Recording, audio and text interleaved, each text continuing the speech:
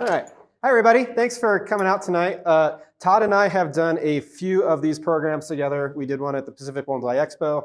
We have 3 of them lined up in Portland. We've already done one of the 3. He's coming out to Portland next month. So we love doing these together because you, the audience, and thanks you guys for coming out tonight, get to learn a lot of different things on a couple different pieces of material. So we're just going to kind of tap in and tap out. The nice thing for a visiting artist is I actually get to work a little bit while Todd's talking to all of you lovely people and vice versa. So it feels like a more productive kind of way to do a demo anyway, and more educational for you all. So we have a couple trees. I'm just going to give you a brief introduction to what I'm going to be doing. This is a Texas cedar elm collected by Ken Schindler. Ken Schindler lives down in Victoria, Texas, the most southern part of Texas, where it is hot and dry. They don't get the winters that you guys get here, but it's pretty hot and dry, so it does well in your summers and your intense sunlight here.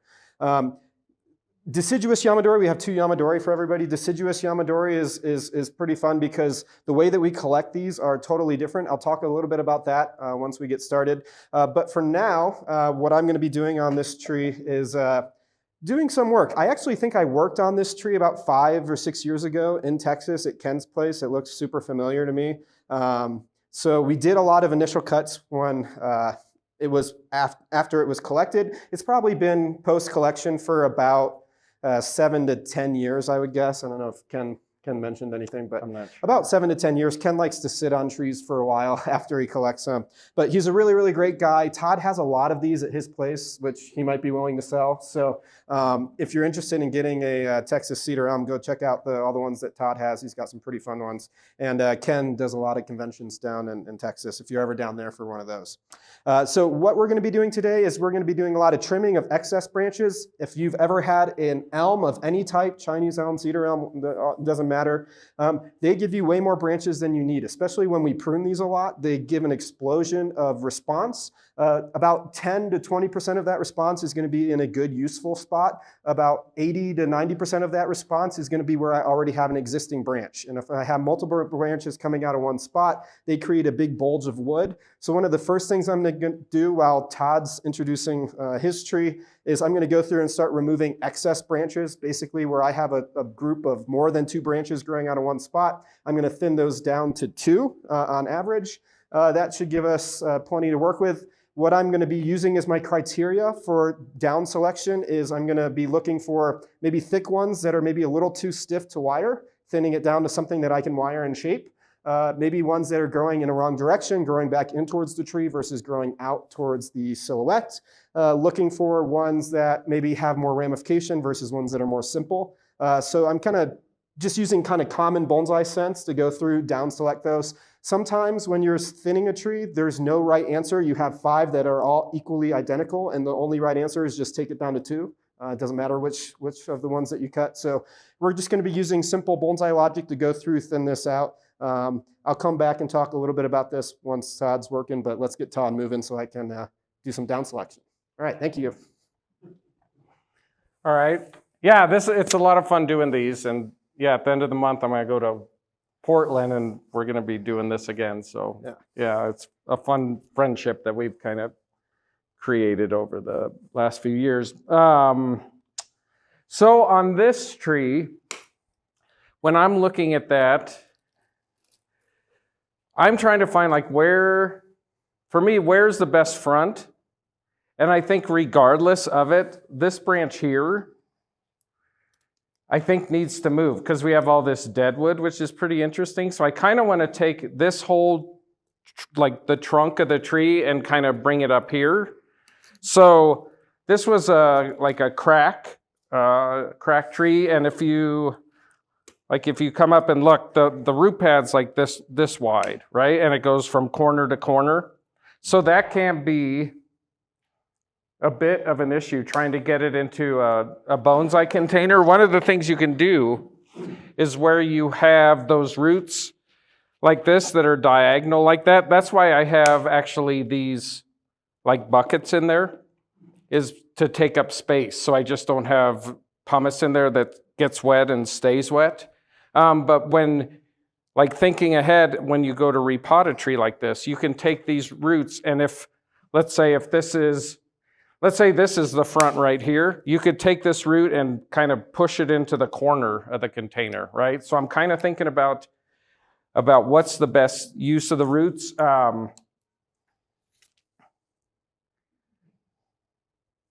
But I don't necessarily love how this is right here. It's kind of flat and the curves are kind of soft. So then another option is can you go on this corner or can you go also from this corner? Because this isn't bad either. Well, this comes up, you got this drop, and if we bring this up, we'll see what this looks like. So what I'm gonna do first is I'm gonna move this branch. And this could be a really short demo, to be honest. But there's also, so one of the other things with this is there's all this deadwood in here, right? So I don't know if you can see it, but coming down, there's deadwood.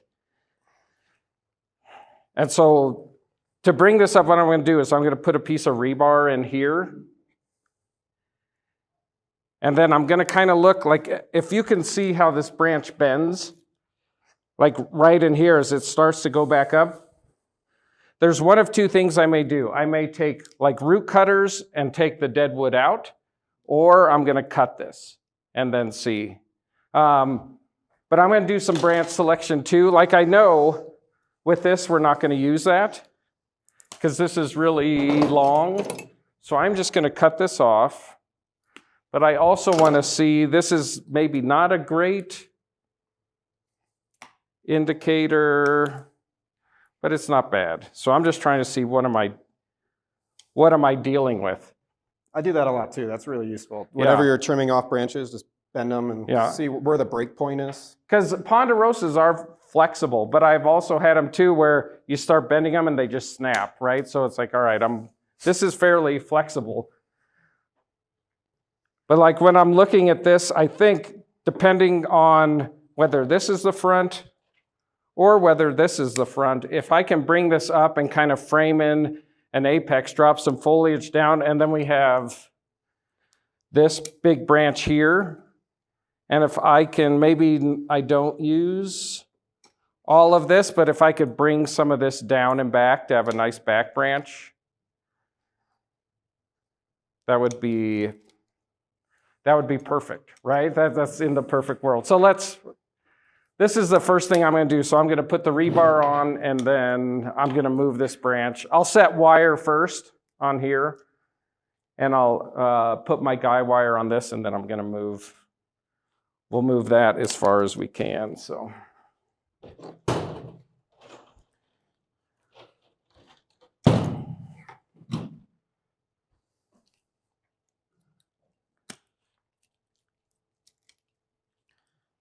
While Todd's doing that, I'm going to talk a little bit about deciduous trees and collecting.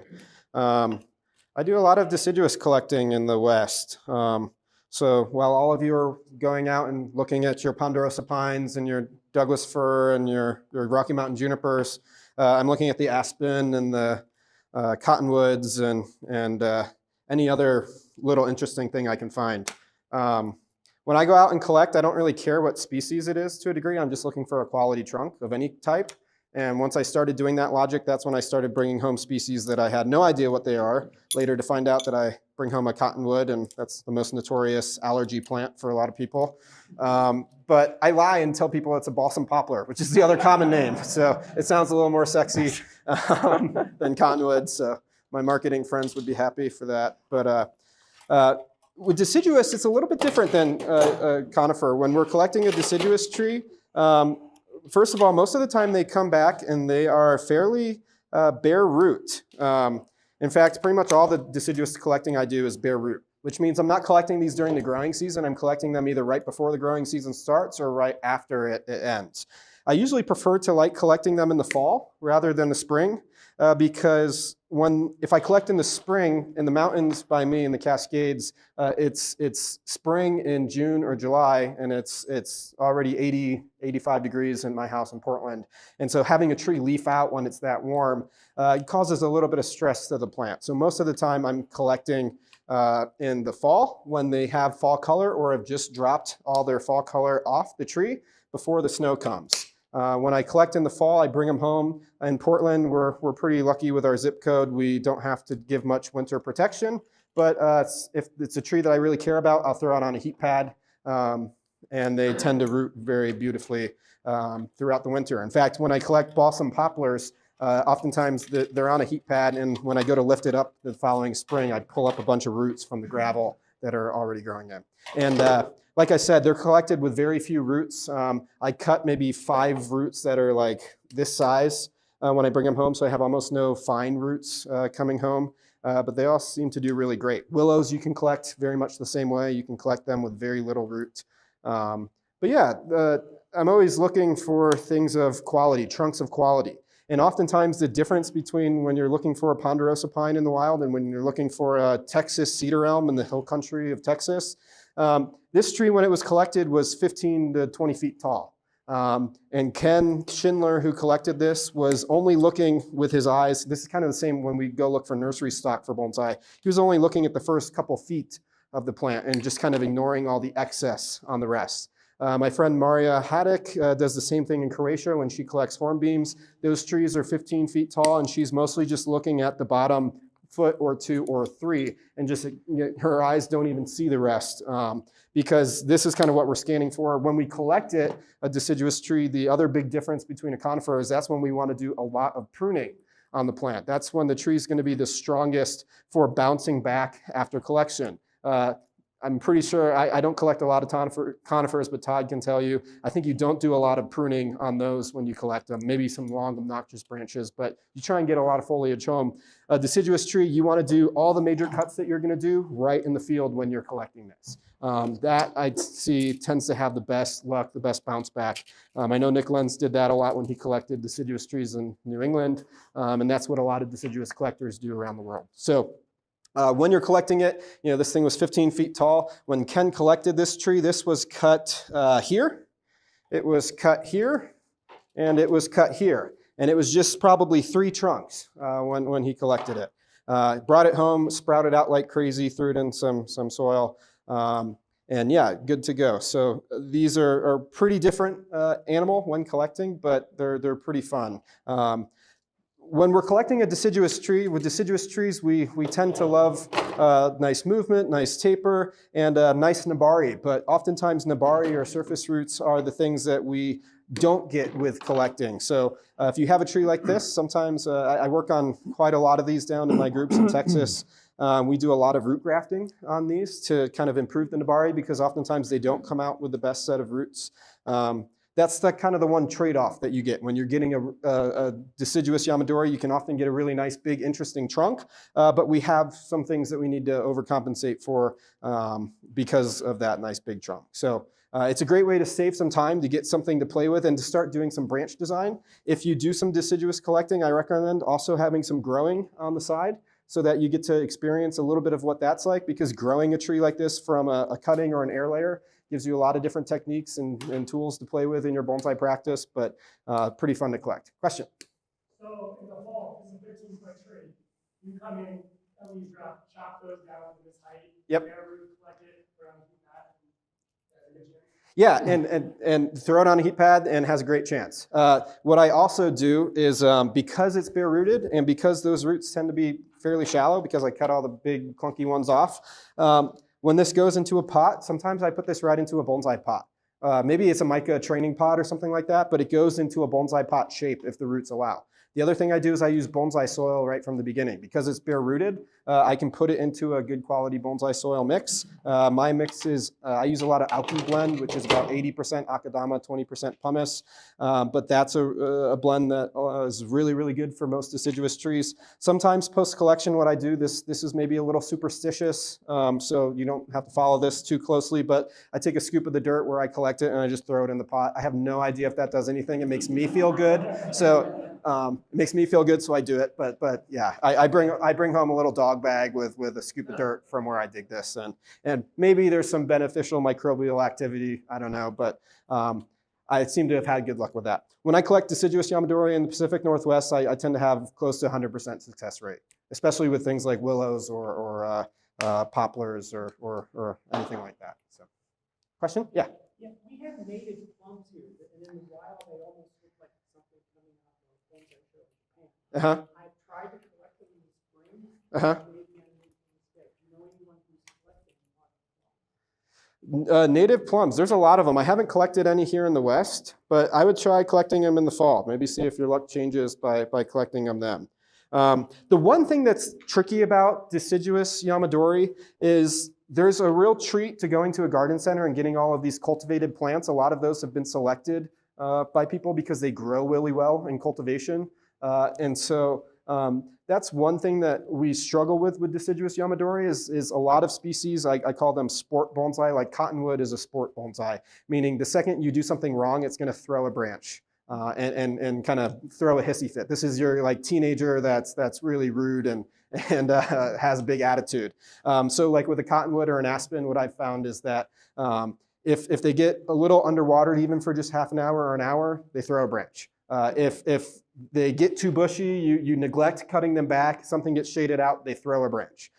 If you look at it the wrong way, they throw a branch. So they have a little bit of an attitude. It's a little bit more, I call it a sport bonsai because you really have to stay on top of it.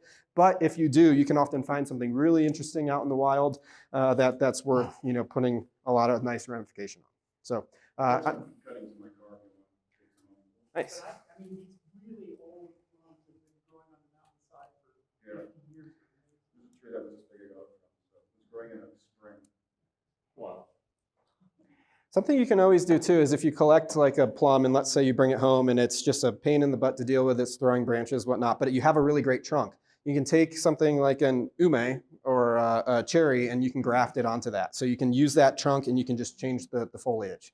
That's pretty common in Japan. It's a little controversial here in the US, but in Japan what they're doing right now, for example, is they're taking every green leaf Japanese maple. I saw this on about 100 trees in January. They're taking every green leaf Japanese maple and they are thread grafting Deciduous, which comes out like a really lipstick red on them because most of their customer base is Chinese and the Chinese customers will spend about 10 times more if it's a Deciduous rather than a green leaf Japanese maple. So they are grafting a lot of green leaf Japanese maples with Deciduous. You could do the same thing. Let's say you collected a Texas cedar elm. These actually work really well for bonsai, but let's say you collected something locally that just was fighting you. You could graft it with the same genus of a plant that's a little bit more friendly in cultivation. So you have some options. But I'm gonna pass it over to Todd. We're gonna finish up some pruning on this pretty quick and we're gonna start doing some wiring. All right, so I have this just about set up. So I put here I have 4-gauge wire on here. I have my rebar, and so this is just that like steel wire. So I have that on there, but I doubled it up just a little extra protection because I don't want this to break. And so, too, if I'm coming up to here, what I did is I put this little knot basically out of 12-gauge wire, and so I'll tighten this, and then when this is getting tightened, because this is going to want to slip down, and now if as long as you keep this wire on top, here it shouldn't slide. So I haven't tightened that down yet, but I'm going to do a few turns and then just use my pliers to take any of the slack out. You put the rib on the rebar facing away from your what you're trying to draw up from. The rib this here? Yeah. I mean, it is at the moment, but I don't really, it's not, I just set it on there. It doesn't really, to me, it doesn't really matter too much because I have the ridges on the side too, so. Oh, okay. So I'm going to start tightening this a little just to get it, and then. Todd, would it have been possible to just guide wire from that top head branch, or you put it? What, this? Yeah. Well, yeah, but then, like this is going to be coming this way, and I want to have the ability if I want to push it back. So that's why I why I came in from back here. One of the thoughts I had, because if I pull it, I could pull it this way and even come around this and then onto there. You know, so your guy wire would come up around this and then onto this branch. That was another thought I had, but I don't know. I just didn't want to break this break and then have to start over, so yeah, so too, like at this time, like it's fine working on this tree, but I also in my head, I may too, because this has like some longer needles, so I may do something that I never do, but I may cut some of these needles just for presentation at the end.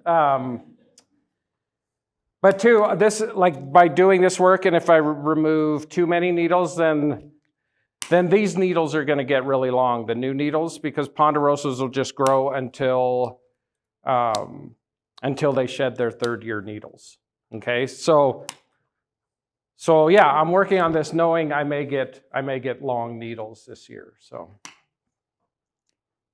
Have you thought about any protection for the bark? Are you worried about that or not at all? Here? Wires, you got rebar, yeah, anywhere you've wired. You've gone straight, as far as I can tell, lighting.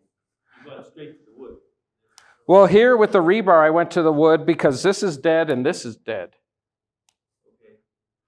Yeah, that is right. But right where that rebar crosses, so north of the rebar, is that all dead up there? What, right here? Yeah, going toward your left. Going towards my left, this or this? Yeah, that's This is all dead. the whole thing, all the way down Yeah. to the rebar. So that's why I came and I just put the rebar on here. If I didn't, I brought rubber just in case, so I would have used rubber. Like let's say I had to attach it to here, or if I had to attach rebar here to come straight up here, I would have put a piece of rubber around it. So. All right, Matt, where are you? I don't know if I can do this on my own. So I'm going to start. We'll start moving this, and I just want to see. So you're right here. Here. Let's. Right there. All right, so I'm just going to start pulling this up. Matt's going to start taking the slack out. And I'm just going to go until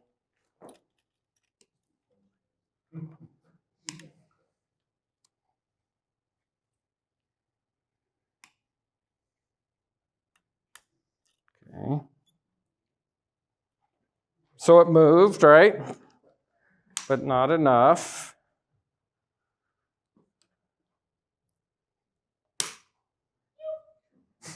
Sorry. Yeah, so wait. You want me- No, you're right. So, like, sometimes I'm bending branches and then people make cracking noises and it's not appreciated. So if you could not do that, I would. Pause for a minute.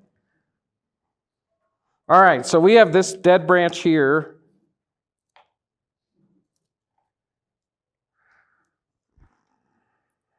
Now let's go a little more.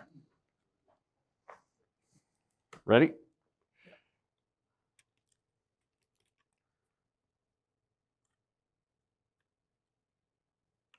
Okay. And then this is stretching. Steel wire. This is steel wire. So I'm going to cut this. So if you're doing wedge cuts, you always have, so this one I know, right? There's dead wood on top. Right here, there's live all underneath. So it's good, right? But if I didn't, then if I was going to cut here, I would have to go underneath and make sure that I have live tissue under there, okay?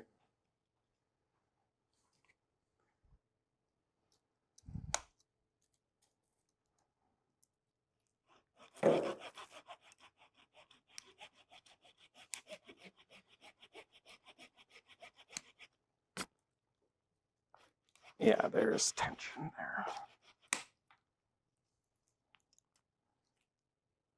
Can you, here, I'm gonna just do it here. Can you hold that? Is this like a curve cut to allow it to bend more? Yeah. So, but on this, So, well, it won't lock. I'm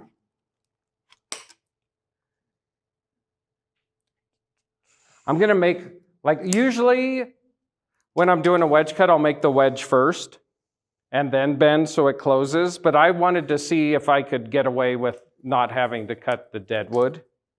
So I just wanted to see, and so now it's actually harder. But I'm just gonna cut, I'm not gonna do like a full wedge like I'd normally do. I'm just gonna do a little wedge here, but I'm gonna make sure that I'm out of that dead wood. And then what I can do is as we bend and this gets tight, the connecting point gets tight, then I can go in and just take another blade, another blade out and move it, another blade out, move it. Your turn. I don't want to talk anymore. Scary part of it. All right, well, Todd's been doing that. I've still been doing my thinning. You might have noticed I've shortened some branches. So one thing when we're wiring a deciduous tree is we still want this tree to have taper built in. So I don't want to wire more than a few inches. If I have a branch that's 10 inches long or 12 or 15 inches long, I only really need to wire 6 or 7 inches of that. And so that's kind of what I've pruned to, about a hand length on most of these, because if I wire more than that, that branch that is kind of fresh from last growing season is never going to have taper built into it. So I want to give myself room to add taper and add movement. It's even possible that we're going to wire 6, 7 inches of the branches that we've left on here. And in the future, I might cut half of that off to bring back taper. We do that in some people's trees in a few of our workshops today. Deciduous trees are a little bit different. We tend to build them more than decorate them. Todd collected this amazing trunk from the wild, and he's kind of using a lot of really special techniques to arrange the branches to make that trunk look its best. What we do with deciduous trees is a little different. This was collected from the wild, but it was trunk chopped. So we still had to kind of hit the reset button, and it still needs about 10, 15 years of growing to where it can come to a show like the Pacific Bonsai Expo. So when we're thinking about deciduous trees, we're kind of playing a chess game. This is we're trying to, we don't always know what it's going to end up looking like at the end. We can get a pretty good idea, but we can see a few moves ahead, and that's kind of what we're focusing on today. I'm focusing on my next 3 to 5 chess moves. And you can also think of this like a aesthetic 401k. Every time we work on this, you're making a contribution to that 401k, and all those contributions together. Tonight's one contribution, but all those contributions together are what make a nice deciduous bonsai. It's not kind of one session and some copper wire. So a little bit different in that regard. We're building these trees. Oftentimes we let long branches run to help thicken things up. But because this was a nice collected Yamadori, we have a lot of information built into the tissue of this tree to work with.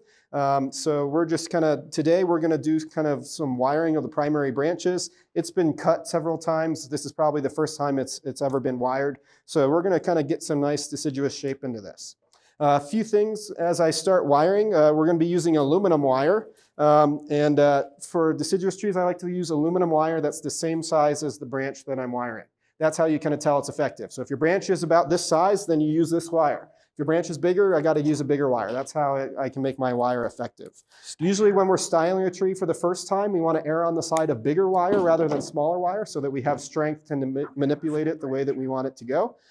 So if something's kind of borderline, I'm just going to go slightly up rather than slightly down. At home, I actually use aluminum wire that's not coated. So my aluminum wire is actually quite shiny. It looks like silver kind of tensile. And I use that for a specific reason. Number one, when we're using aluminum wire, we're using it because it's cheap. This is affordable. I have to use a bigger size wire than Todd does over there to move the same size branch. But the reason is because this is going to come off in about 6 to 8 weeks, versus that wire, I have a suspicion, might stay on for 3 or 4 years. So we can use something kind of more affordable because we're going to be cutting it off in 6 to 8 weeks. The other reason we use aluminum is because it applies softer on the branch. Deciduous trees tend to have a lot thinner cambium layers, and so it's much easier to damage the tree even as you're applying the wire. So we use a wire that's really soft so that it kind of lays on much more gently to the tree. And the reason that I use silver colored rather than this black wire, it's about $2 or $3 cheaper a roll. But it's not just because I'm cheap. When this is all leafed out in 6 to 8 weeks, and Todd's going to unwire this, he's going to be really, well, this 6 to 8 weeks. 6 to 8 weeks, yeah. Put in my calendar. Yeah. He or one of his volunteers would be thankful if I had silver wire on here, because they'd be able to see that silver wire kind of shining right through the leaf. So it's a lot easier to not miss something if you use the silver wire. So we have the black tonight. We're going to use it tonight because it's what we have. But at home, I like to use that shiny kind of silver wire. It's a little cheaper, and it's really easy to see when this is all leafed out and we're unwrapping that wire. Wire scars on deciduous bonsai are a sin. Now, thankfully, if Todd doesn't get to this tree, if he's on another 21-day work trip, it's not a big deal on a Texas cedar elm because these get really nice bark. And typically, barky deciduous trees can disguise wire scars quite a bit better than something smooth like a Japanese maple or a beech, which you will see them for 50 to 100 years. When I was in Japan last, a really famous beech grower named Oishi was showing me his collection, and he showed me a wire scar that he made 40 years ago on a tree, and it was still very, very obvious. So yeah, we want to avoid them on certain trees. This tree, it's not as critical. Texas cedar elm is slightly on the stiff side of things. These are kind of rough and tough trees, like the land that they come from. So if anything, we're like I said, we're going to err on the side of slightly larger wire, but we should have no problem bending this. Last thing I'll point out, when Todd and the club was asking me what size wire I need, I said 1.5 to 3.5. If you're using size 3.5 wire on a deciduous tree, you're probably better off pruning that branch back really short, getting it to sprout back and wiring those sprouts. Because wiring something really big and chunky is kind of a recipe for disaster. These are hardwoods. These aren't flexible like that huge branch that's being bent over there. So if you try and bend something big, you are really risking the tree for some damage. So I'm going to start applying wire. My process is to get most of that wire applied and kind of roughly shaped, and then we'll go around at the end and kind of shape it. But any questions while we kind of get this going? Yeah. You said this is a tough tree. Mm-hmm. Is that because it's drier than some? It comes from a pretty harsh climate. Texas is where this tree comes from. It's hot and dry for at least and close to 100 degrees for at least 100 days, 150 days a year.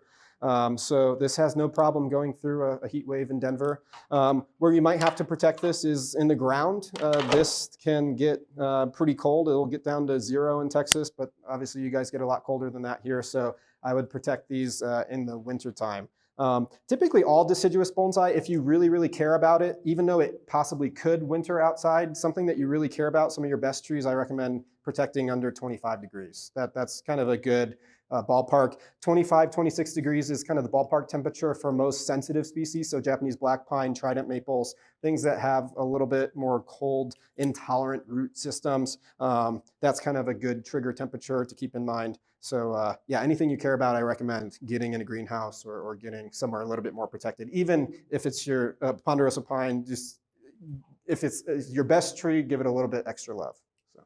I was actually gonna, because this is my tree, by the way, and but I was gonna put it in full sun.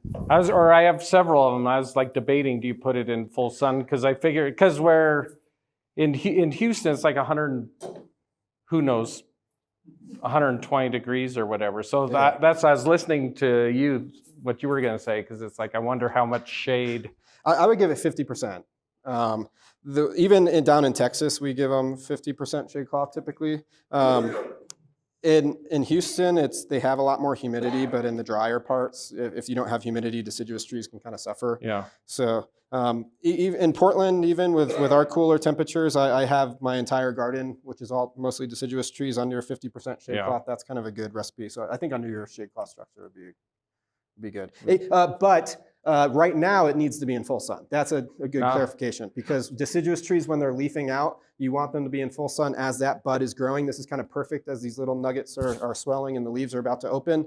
You want this in full sun when it's leafing out so that you get small leaves and short internodes. If this leafs out in your garage because you're protecting it over the winter or something and it's dark and you don't have a lot of sunlight in there, you're going to get really big leaves, really long internodes. And so that's one of the best tricks for having compact growth is get it out in the full sun when it's leafing. Do you think heat with those trees actually will stimulate the growth if it's been maybe in a garage or something and it hasn't pushed out that well? Like if you put it outside where it gets warm or hot, like where it gets hot and definitely. Yeah, but once your temperatures get kind of above 85 degrees, that's where I put it under shade cloth and baby it. So And what's the lowest temperature you leave it out for? Yeah, I overprotect my trees. I live in Portland, and when we get 20 degrees, everybody freaks out and goes to the grocery store and buys all the food. So we're a little sensitive to cold. I was taught any bonsai that you really, really care about, give it some protection. Don't let it sit outside when it's below 25 degrees. So if this was in my yard, everything kind of gets protect. 25 is that kind of trigger temperature that makes me start working hard and moving things around to protect them. Luckily in Portland, this last winter, we actually didn't get that cold. So I was able to leave things out on the benches all year round. Every winter, usually once or every other winter, we have to kind of move things to the ground, or if it's a really rare storm coming through, we have to kind of move things to the studio or the greenhouse to give them a little extra protection. So. All right. So here's that. Let's see. Here's that branch. Right. So we moved it up quite a bit. So then.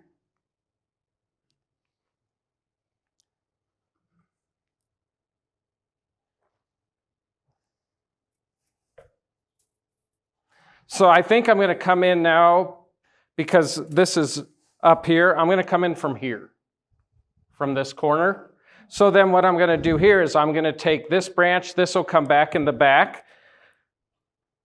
But if you're looking here, this is a little straight. And so this was with what you were asking about.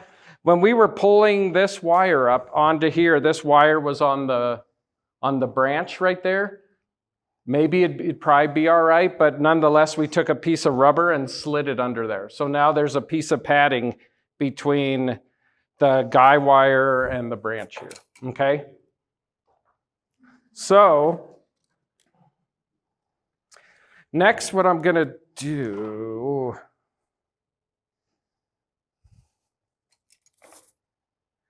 I think I'm gonna put a guy wire here and pull this way a little more. And then depending if this 4 gauge here will move this, I want to drop this down, because if we can get something down here, that'll also give maybe some room for some of these branches. And so we could take a guy wire from here up right there, and I can anchor it now to this rebar. And so one of the cool things, if you do that, now we have this force pulling this way, but now we've just countered it, okay? So I'm going to let's move this first.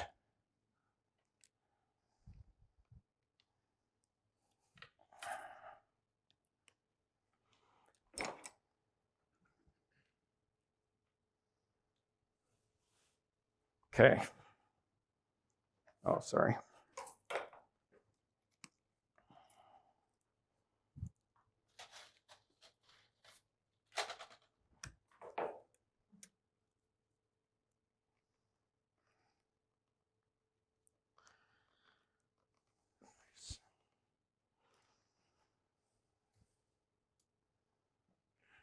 All right, and then maybe this is going to come here. And then we'll drop that down. Now what I'm going to do is I'm going to guy this. So this branch right here, do you see that? I don't know if you can see it or not, but it has like this 90-degree turn. And so instead of taking the wire, because I'm going counterclockwise, instead of taking the wire and running it in here, I came in over top here. and I changed my direction, okay? And so now what I'm going to do, that was intentional for that branch, but it also worked out because now I can take my guy wire right through where I changed direction.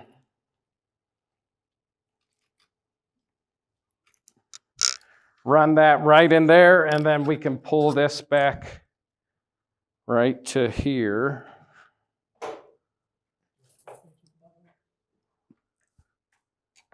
Yes. And I'm going to do the same thing here. I'm going to put a little knot on there. And I'm going to go down as far as I can on this. So I'm just doing a couple turns.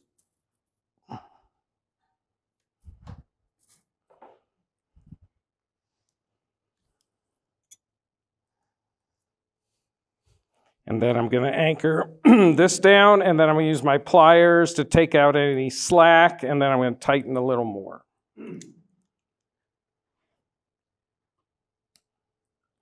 So too, I left this pointing up, right? Because when we put this wire on here,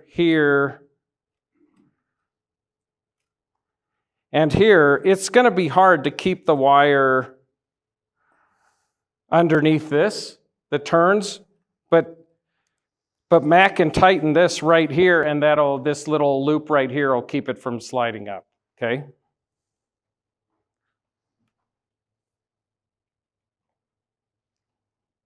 All right, that's you.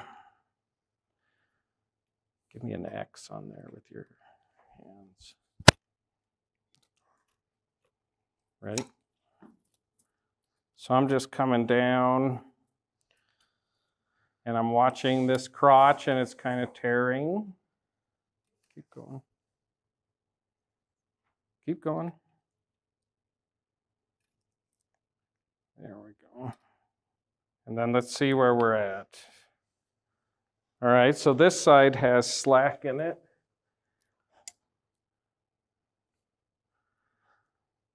So I'm going to see if we can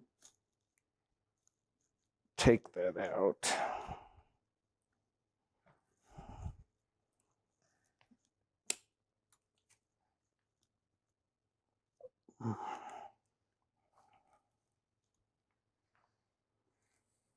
Okay, let's go a little more.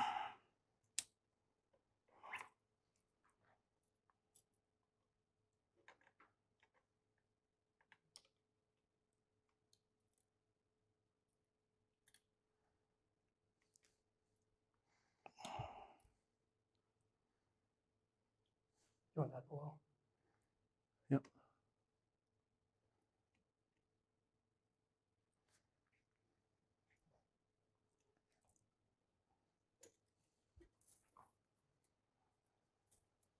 All right.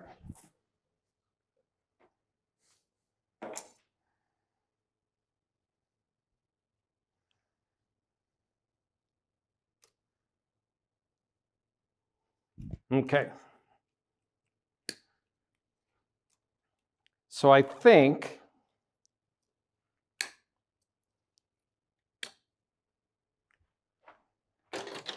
thank you. I think all of our big bends are done. So I'm going to still right here, this branch kind of tapers down to a little smaller branch. All right, so we brought, if we're here in this corner, we brought this now, so it's not horizontal, it's off center. I may try get a little greedy.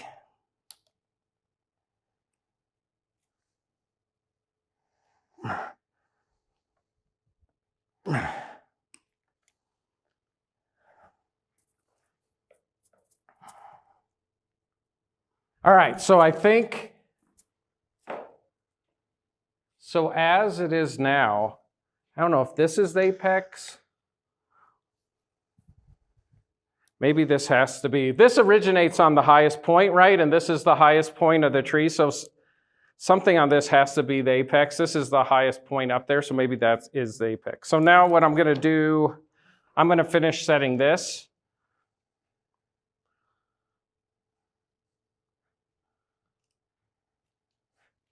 So I think this branch, because it's still pretty straight, I'm going to push it out and then bring it back in so we get a little movement in there, okay? So Todd, do you ever trim off pollen cones or female cones? Do you think that's an issue at all? I don't. I always asked, like I used to ask Harold that all the time. And he said no, and you may damage the bud, whether, you know. But I don't know. I actually like them because it's pretty neat, like seeing them, and then you water and there's pollen everywhere, unless you're allergic to it, then it's kind of a drag. But I don't. I've never removed them. Yeah, and that's the thing with, you can always tell, too, that trees that do have pollen, right? Because you have a needle, and then you have this little empty space, and then you have needles, you know. So it's. What about the female cones? Do you remove those? I will usually leave one or two.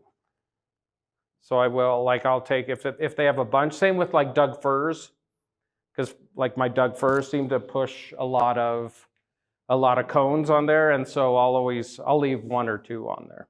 So It's kind of fun seeing some seasonality on a ponderosa too. You don't really get a lot of seasonality like you do with this thing. So seeing the pollen cones, seeing fruit, seeing those kind of things. Yeah, it's fun.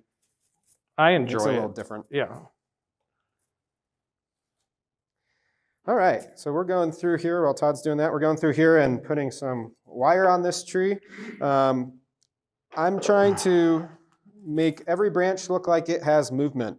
If you're new to bonsai, that's one thing that we really try and work hard for is a really big tree is going to build in movement because it's going to grow 12 inches a year. It's going to stop, and then it's going to grow in new directions every time it grows. And then the branches get heavy, gravity pulls them down. So trees in the wild tend to have pretty nice movement. When we translate all of that to a 2 to 3 foot space and try and make that visually fit into the space of a bonsai, we have to do a lot of unnatural things to make this look natural. And that's where wiring comes into play. That's where pruning comes into play. So the tree gives me this long, straight, boring, taperless stuff. And my job as the bonsai artist is to make this look interesting. So the two ways that I can really do that in deciduous bonsai are I can take this and I can prune it to that. I can save just a small bit, and that small bit is proportionate to the size bonsai that I'm working with. So if I'm working on a shohin, that might be 1 centimeter. If I'm working on a large tree, that might be 3 to 4 centimeters. That amount of straight portion that we are allowing that tree to have is proportionate to how big of a tree that we want to end up with. So for a fairly large tree like this, we're okay having an inch or two of that, but really no more than that is allowed. So there were a couple of big branches that I pruned off that were just a long, straight, boring thing. And to me, that's aesthetic terrorism. I don't negotiate with those aesthetic terrorists, so we cut them off and we remove them. The nice thing about deciduous is when you have something you don't like that's ugly, you can cut it back short, get it to sprout, and then from that sprout, you can either clip and grow, directionally prune it, or you can wire it to have a lot more beauty. So hitting the reset button on a deciduous tree is a lot easier than hitting the reset button on a pine that you go get at a garden center that has a lot of funky stuff that needs to be pruned off. So that's why one of the things we like about deciduous is hitting that reset button is pretty easy. It's easy to hit the reset button on the roots too. If you get a nursery stock tree, you get a collected Yamadori deciduous, and you realize that you have a root system that's just not going to ever look good over time, you can do a ground layer to reset the root system and get them to grow in a way that's a little bit more aesthetically pleasing. So our job as the bonsai artist is to take all of this straight, boring growth, which would be proportionate and beautiful on a large tree, and make it look proportionate and beautiful on a small bonsai. So that's what we're doing. And as I go around and wire this tree, I told you deciduous bonsai is aesthetic 401k. And on this aesthetic 401k, I know that I'm not going to be able to retire after one contribution. And so knowing that there's many contributions involved, I'm not going to worry about wiring every single little branch that I have. I'm going to wire the thicker kind of important ones because I know I'm just going to have to do this process over and over and over again so that we have something beautiful we can retire on a few years down the road. So as I'm going through and I'm wiring this, I might find a beautiful pair to wire, and then I might have an extra branch that I don't have something to pair with it. I might just cut that one back short. So I'm trying to, it's not because I'm lazy, it's because really a combination of cutting and wiring can create beautiful branch structure on deciduous. You can kind of think of it like Morse code. We have dots and we have dashes. Your dot is when we do directional pruning. It grows out 8 inches, you cut it back to 1/2 inch, and you do that over and over again.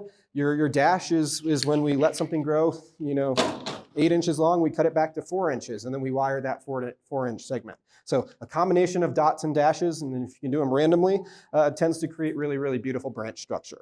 With a deciduous bonsai, we tend to do a lot more wiring early in the process, and the older it gets, the less wiring we do. So this tree is going to be 80% wired by the end of the program tonight, and then probably next time it gets worked on, maybe Todd wires 70 or 60% of this. And then the third time it gets worked on, it gets wired, about 50% of it. And then 20 years later, when this is a prize-winning tree in the Pacific Bonsai Expo, all we're going to be doing is clipping this with scissors, maybe putting the occasional guy wire in to adjust the branch that has movement, both built in from directional pruning and wire. But down the road, this is going to be a lot more scissor work moving forward. So that's a big difference between conifers and deciduous, especially deciduous and later refinement, is if you like deciduous trees, prepare to do a lot of scissor work. If you like conifers, prepare to do a lot of wiring. It's not that we never do wiring on deciduous. We're doing it tonight. It's not that you never do scissor work on a conifer. Todd did some of that to thin it out tonight. But with conifers, if you hate wiring, probably don't have a lot of conifers. If you hate doing a lot of scissor work, probably don't have a lot of deciduous. If you hate both of those, Ikebana is a great hobby. And Suiseki, you just buy them and look for them. So we love bonsai connoisseurs just as much as bonsai practitioners. So, but yeah, that's a little bit about what we're doing here. Any questions while I'm going through and throwing some wire on this? I think we're right at 8 o'clock, so we can probably take a 10-minute break. Okay. You ready for a 10-minute break, Todd? Sure. All right. Oh, yeah, go ahead, Larry. For those that don't know, I'm Ray Johnson, I'm the curator. And May 17th, I forgot to talk to my boss about it. If you like what you're seeing tonight, the Advanced Bonsai Design Program through the Education Department here at the Botanic Gardens has a program Saturday, May 17th from 1 to 4 in the auditorium across the external auditorium. You can check out registration, how to get in there online. I think if you ended up at the door with some bucks in your hand, you could be in. Please come if you like what's happening here.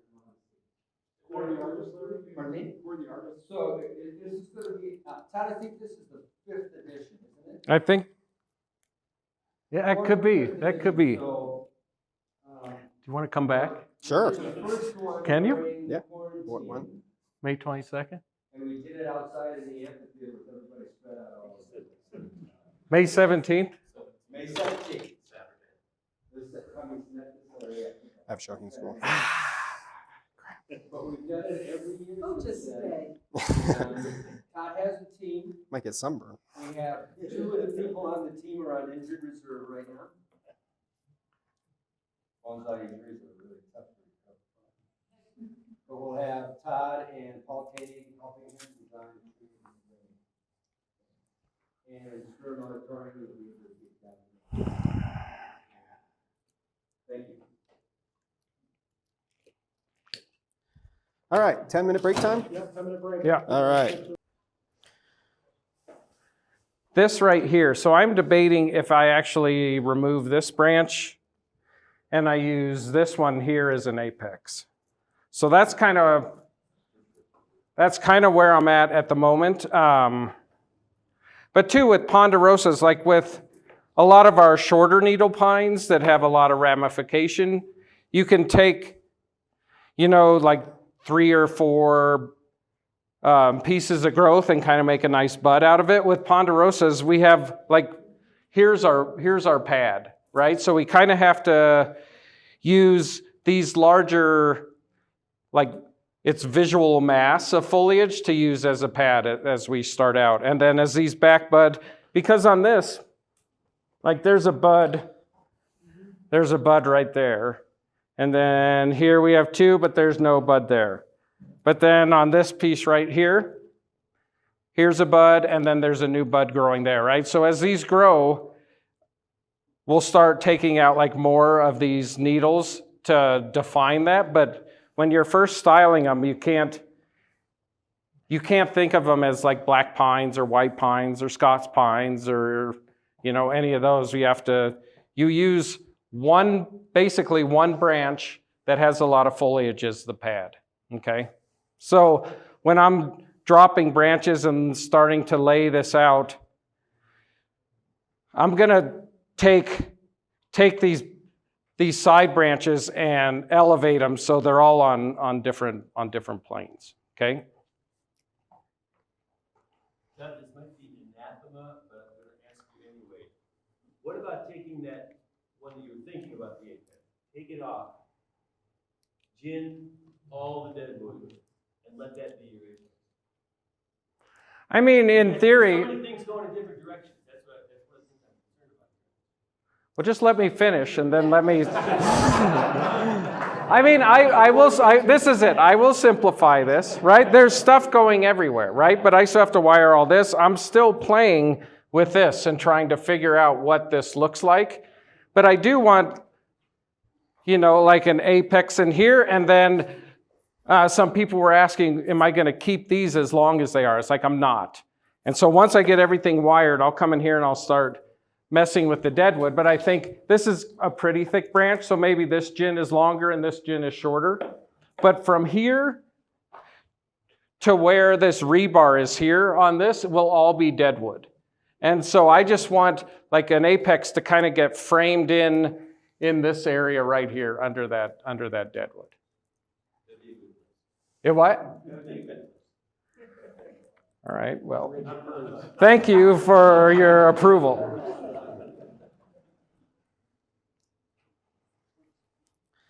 All right, so we're starting to do some shaping on some of these wired branches. My process is I'm going to get wire on these and I'm going to kind of roughly put them where I think they're going to go, but I'm kind of not moving them too much. I'm putting bends in to make things that are close to each other look cohesive. The way things grow together, you don't want them to look totally different. So the motif I put in one branch, I'm going to put that same motif in the branch right next to it. And then what I'm going to do at the end is, it's still not going to look that great. So at the end, I'm going to take all those branches with movement and then I'm going to fuss them from my front to then make them kind of fit into where they belong. With deciduous trees, something that's really important and a big difference in conifers is where you bend a wired branch is pretty critical. Has anyone ever wired a deciduous tree and had something snap? It's very common if you don't bend in the right location. So I want to have wire supporting the opposite side of my bend. So if you imagine your elbow as the bend and your arms coming in, I want wire to be touching right there where I make that bend. Now, when I'm wiring a branch, I'm not thinking about where I'm going to bend it. I just put the wire on however it naturally lays the most beautifully, because beautiful wiring tends to be the most functional wiring. But when I go to bend a wired branch, if I want to make sure that I'm bending so I have wire supporting that opposite side where I'm bending down. So I have to put my thumb in this part of the branch, and then I have wire on that part, and then I'm using my thumb as a little fulcrum to then bend that branch, and I have wire on that opposite side supporting where I'm bending. If you do that, you're very, very, very less likely to not break a branch, and you're way less likely to, if you're using the right wire size, you're way less likely to break a branch as well. So both those things I'm trying to take into account. The other thing is, I mentioned it earlier, but bending something like this is not a good idea. We don't not do it because we're lazy or too scared. We don't do it because that's the smart thing to do. Because if you try and bend something like that, it's probably going to break. And if something like this is valuable, then the way that you do it is you take a big cutter. And let's say I don't like that this is fairly straight and taperless in there. That's a pretty ugly line. So rather than try and bend this, which is not possible even with a full-time deciduous bonsai person, what I'm gonna do is I'm gonna take this tool, I'm gonna cut this back to about 1 inch, and then the 3 sprouts that I get coming off of this from the dormant buds that are down below, they're gonna be a much easier size to wire. I'm also gonna get the benefit of having taper where I didn't have it before, and I'm gonna get the benefit of not breaking a branch that I was too stupid to try and bend. So all those things together are gonna make this a little easier. Now, I cut that branch as a demo for a reason, because I actually think this part of the tree is not a nice line. And everything else has nice space. This is kind of competing from where I envision the front, which is somewhere over in this range. So we're gonna take this off as well. And we're gonna, I'm gonna borrow a saw from Todd, and we're going to prune this whole thing off. Thank you. So we're gonna knock this whole section off. Is that sharp enough? Once you get most of the way through, if you want to help yourself, pull it in the direction that you're sawing. That can finish it off. And then once you're about 95% of the way through, go in slow-mo so that you don't bang your saw up against the part of the tree that you actually care about. Almost there. All right. So that line looks a lot better to me. This, you can see these 3 main trunks a little bit better. We always want to caution ourselves from removing too much. A personal preference of mine, and everybody sees bonsai differently, so that's what's fun about doing demos like this, is you get 2 different perspectives where I really like Todd's work. I hope he likes my work, but we don't always do things the same way, and that's okay in bonsai. Do what you like. This is a hobby, and it's supposed to be fun, not some strict, rigid thing. But something that I like in bonsai is fullness. The trees that I appreciate in nature have some full branches and maturity. They're not trees that only have 1 or 2 branches and are going to be dead in 10 years. Especially with deciduous trees, the ones that we tend to appreciate are things that are more mature and less ancient. An ancient deciduous tree is something that's going to die soon, and it's not very pretty to look at. A Japanese maple 10 years away from death is not a pretty sight. But a nice full Japanese maple growing in a beautiful garden is something that's incredibly beautiful. So with deciduous trees, we want to make this look like a nice, full, mature tree rather than something that's kind of clinging for life. It's a different aesthetic.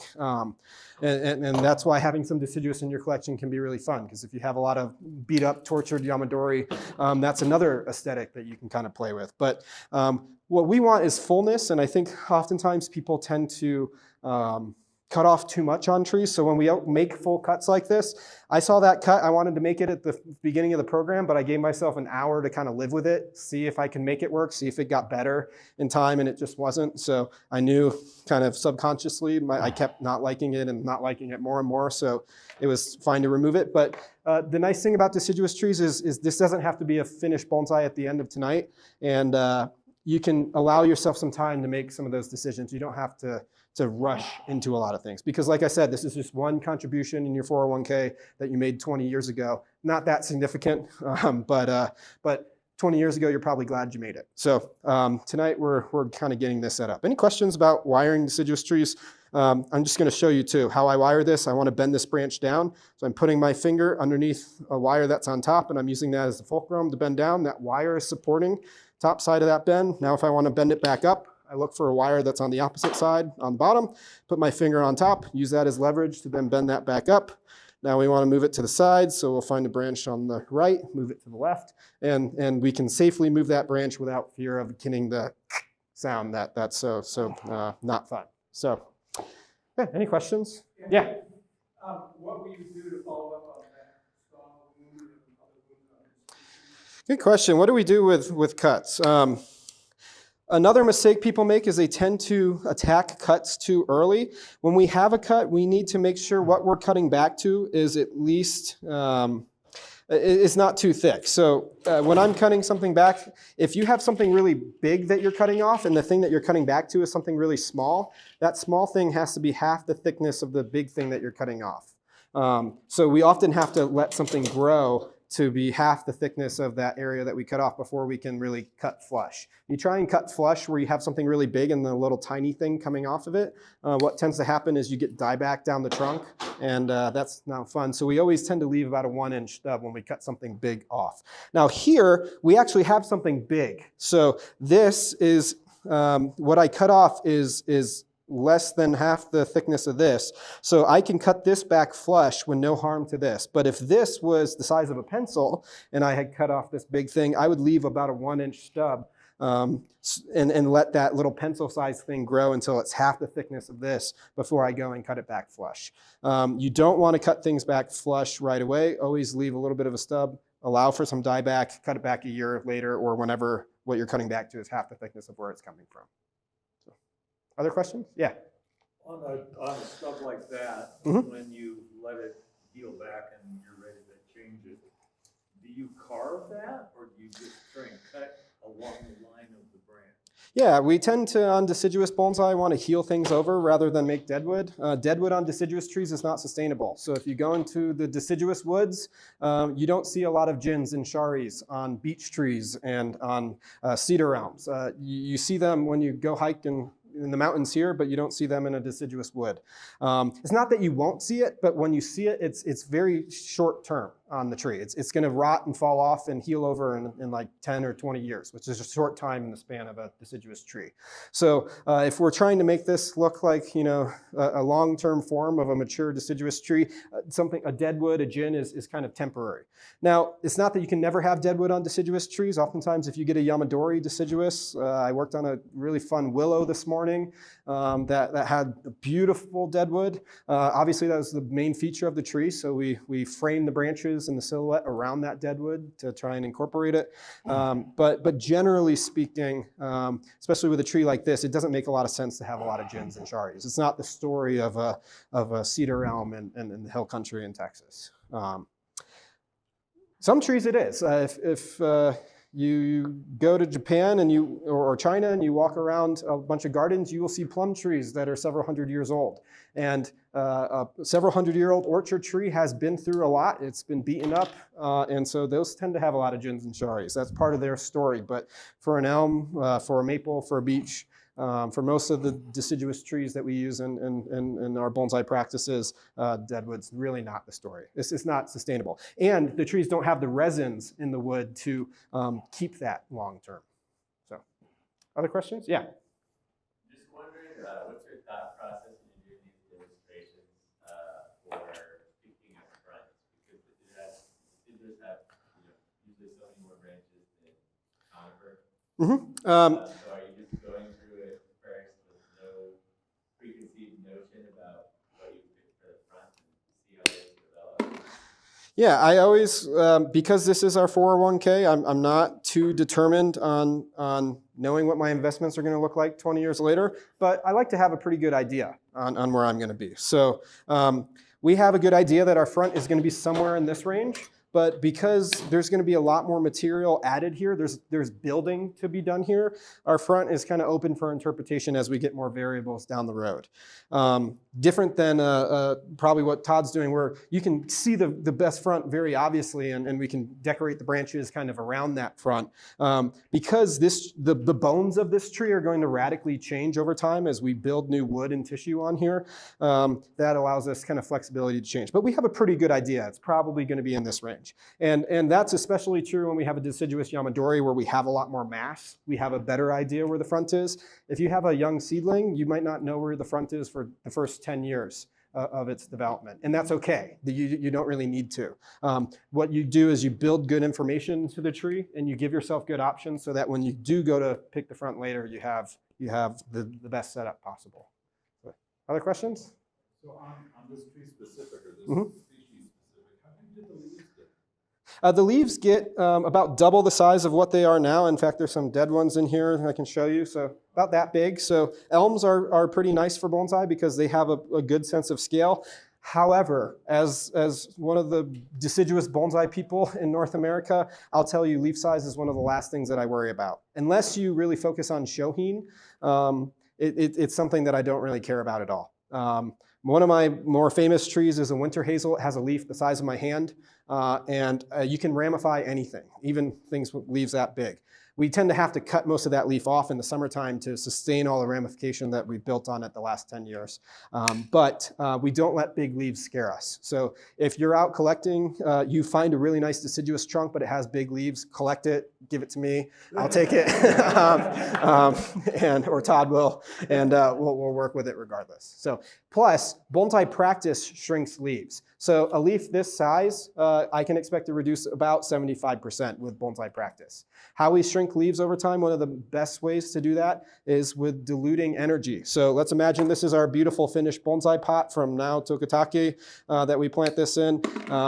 And this bonsai pot has a finite amount of volume and finite amount of soil, and that soil can only grow a certain amount of roots. Obviously, we can get finer and finer roots over time, but our volume of roots is pretty set on this tree. So the more branches that we add, the more ramification that we build on our bonsai, the more the energy from all those roots are going to get diluted. So if I quadruple the ramification on this tree, I'm going to automatically get tighter internodes and smaller leaves.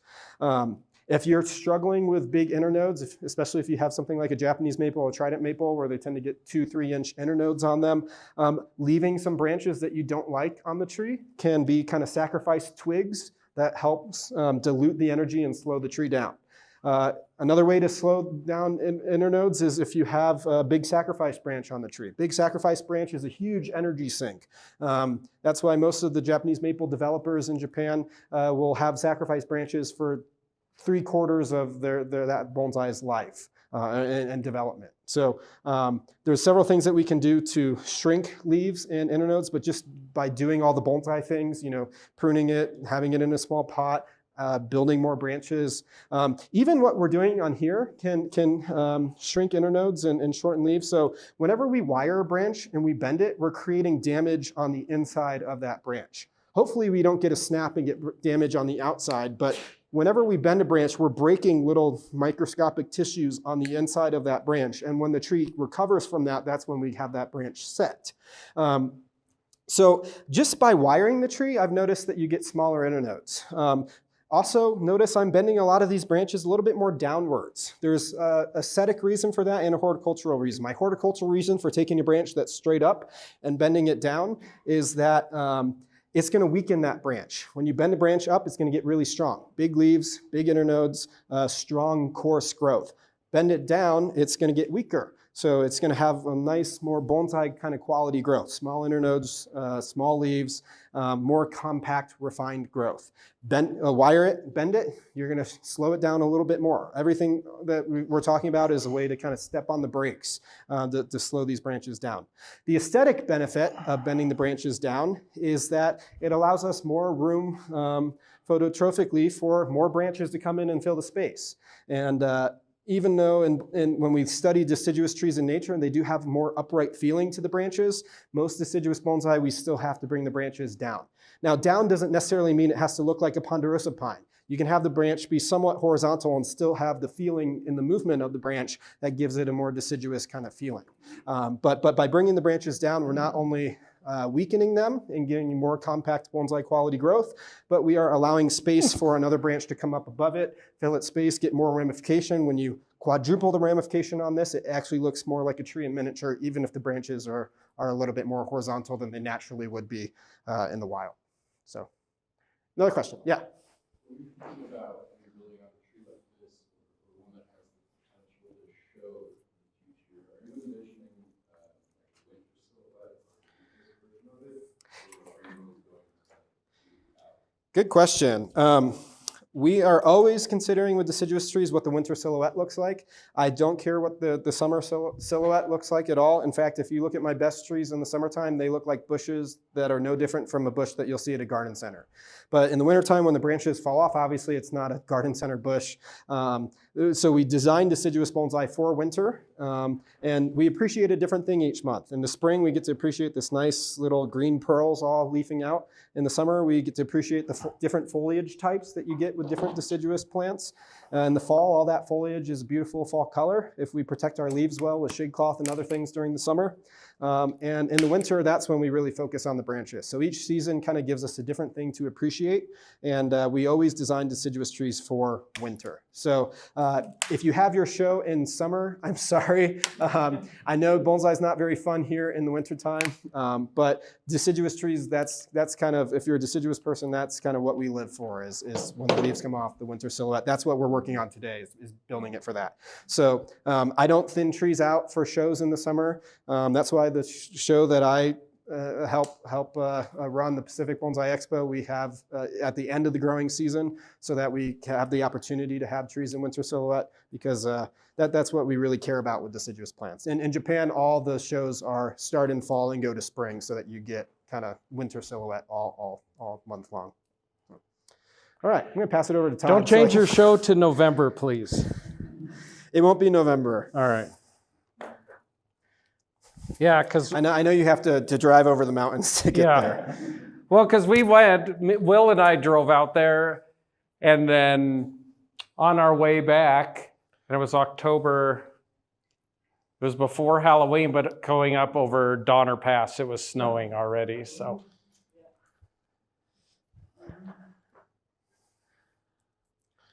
All right. What are you working on over there, Todd? I'm trying to decide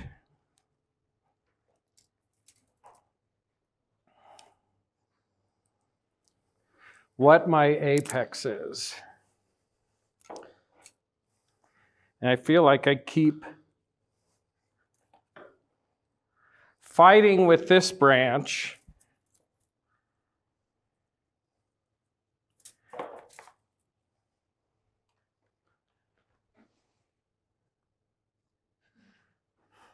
Well, let's just do it. I'm going to take this off because it's kind of a weak branch, you know, and it's not that great. And this branch here is pretty good. So I'm going to take this branch off, but those two branches are wired together. So I'm going to take this branch. All right, so here, I'll just show you where I am at the moment.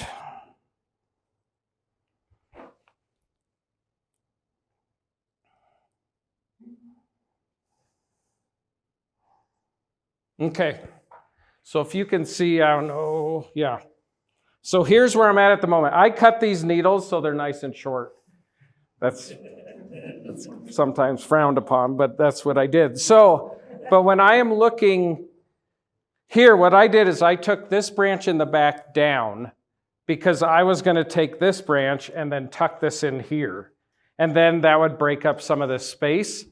But I'm going to now take this and bring this down and up into here and use this as the apex, which means I need to adjust something in the back so we don't have this giant hole.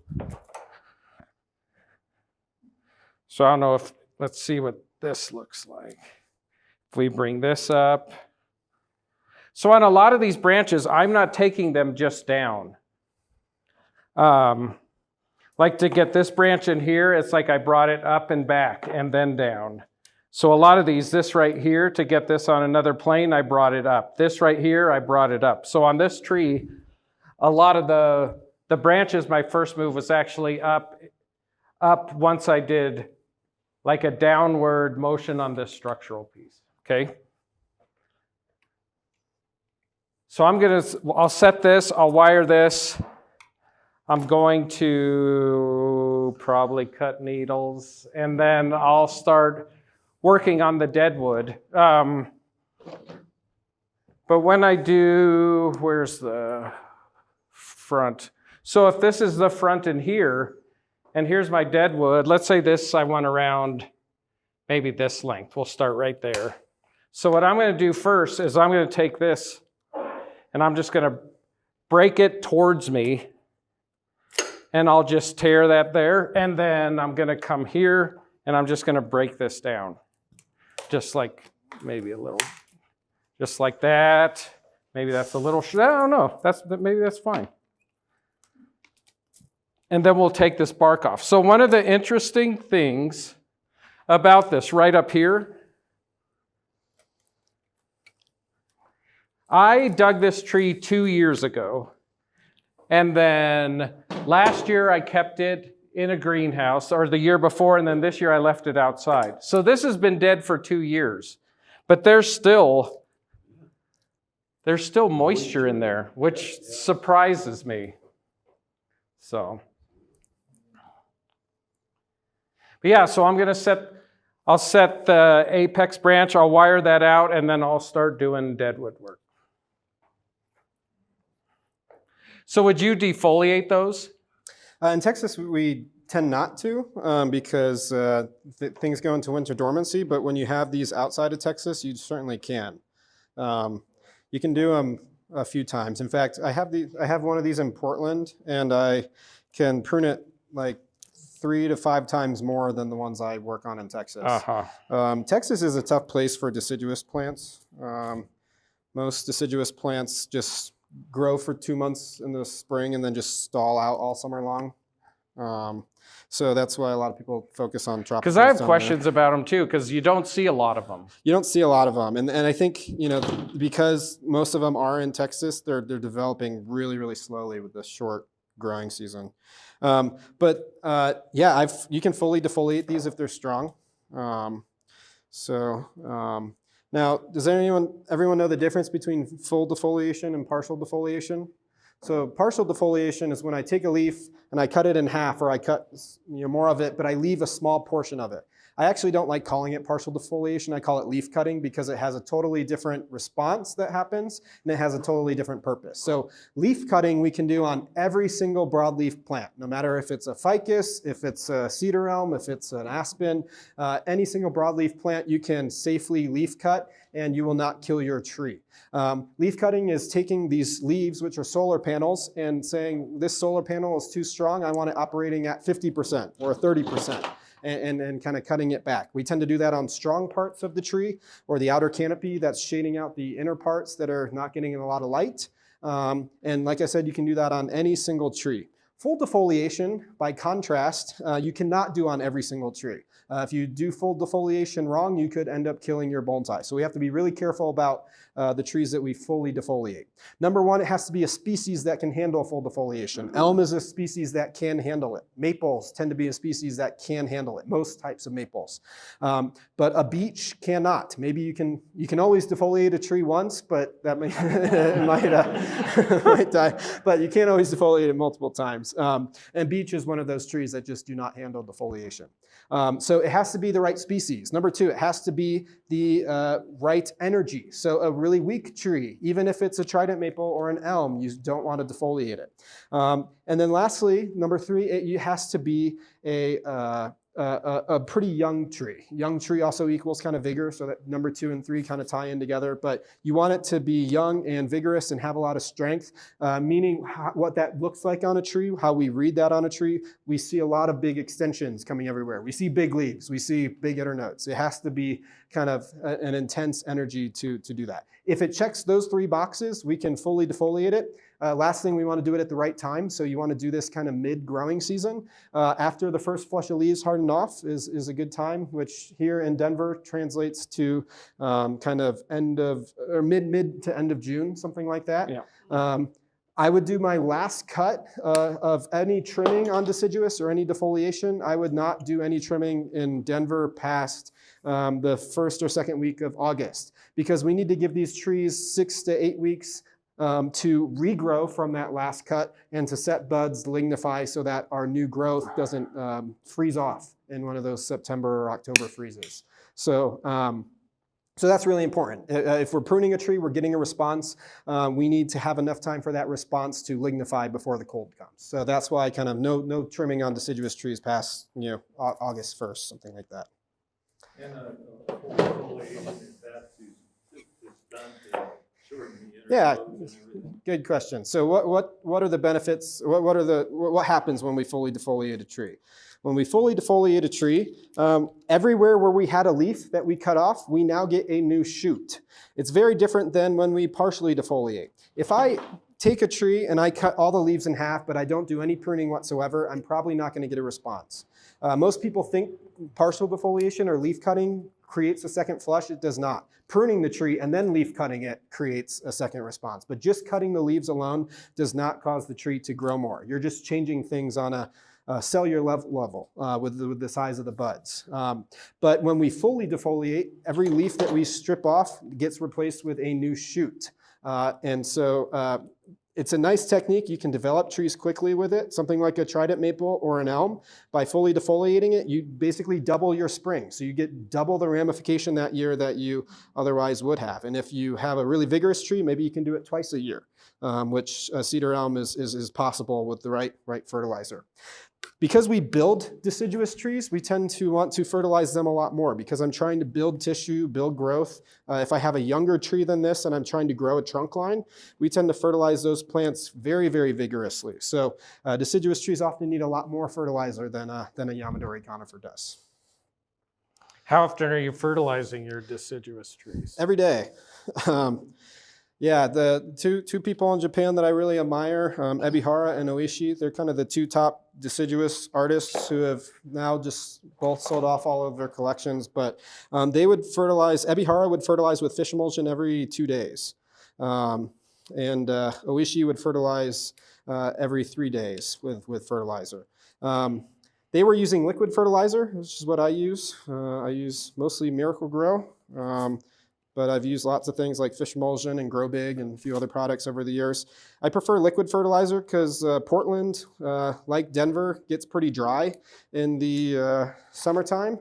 And I find that any fertilizer cakes or pellets, like BioGold or rapeseed cakes or anything like that, tend to just shrivel up and kind of pout when you don't have a lot of humidity. If you go to Japan or if you go to St. Louis, Missouri, where I grew up, where it's hot and humid, a fertilizer cake, you water your tree in the morning, you come back 6 hours later, that fertilizer cake is wet, it's stinky, it's active. Versus here in Denver or in Portland, you come back 30 minutes later and that's dried out, desiccated, shriveled up. And so I find liquid fertilizers tend to work a bit better for me and for our students all around the country. Even in students who don't live in dry climates. The nice thing about a liquid fertilizer is there's nothing clogging up the top of the pot. So those fertilizer cakes and pellets, as they break down, make you repot your tree more than you really need to. So it keeps gunk out of the top of the pot, keeps moss nice and lush and healthy. Like I said, when I fertilize every day, I'm providing, it's the same concept of solid fertilizer. I have an injector system called a dosatron. Todd has one too. They're highly recommended. A lot of bonsai professionals are getting them now. I microdose my trees. I inject a very, very small amount of fertilizer every time I water. It's the same concept of having a fertilizer pellet where you water, you get a little trickle of nutrition down into the pot. I do the same thing with a liquid. So I use Miracle Grow about 1/20th strength every time I water. And that's just throughout the growing season. I don't do it in the winter. Fertilizer can't be taken up into the branches above 40 degrees, or sorry, below 40 degrees. So below 40 degrees, using fertilizer is not really that beneficial. If you have a tropical though, which I learned a lot of you do in my workshops, so if you have tropicals, I fertilize them inside. And I think that's actually really important, is fertilizing your tropicals throughout the wintertime.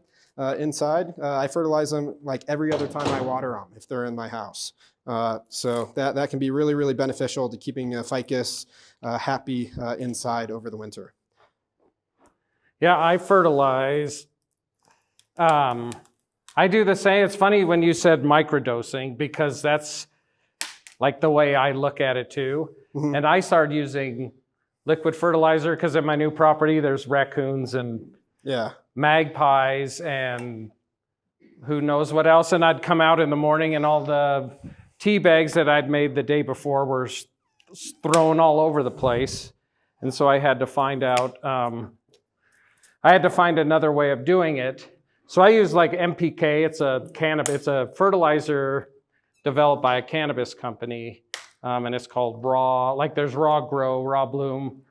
But regardless of that, with my microdosing, instead of doing it every day, I do like full doses on the 1st, the 10th, and the 20th, which is a teaspoon per gallon. And then I do a half dose on the, which is a half teaspoon on the 5th, the 15th, and the 25th.